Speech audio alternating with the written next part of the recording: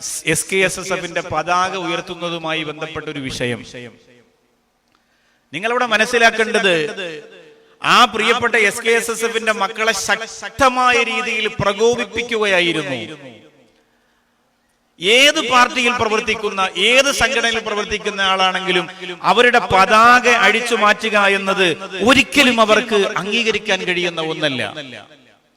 അവിടെ നിന്ന് അഴിച്ചു മാറ്റിയിട്ട് മടങ്ങിപ്പോവുക എന്നത് പരാജയത്തിന്റെ പടുകുഴിയിൽ വീഴുന്നതിന് തുല്യമാണ്.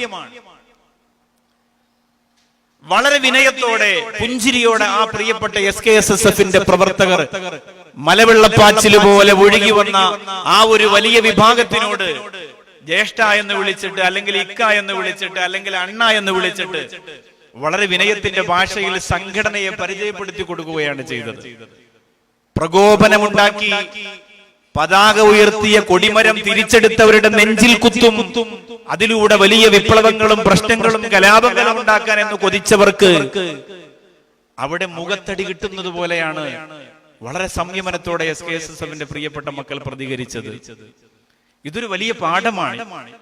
എല്ലാ സംഘടനകൾക്കും പാഠമാണ്, മതസംഘടനകൾക്കും പാർട്ടികൾക്കും പാഠമാണ്. ഈ പാഠം അലിഫ് മുതൽ അവസാനം വരെ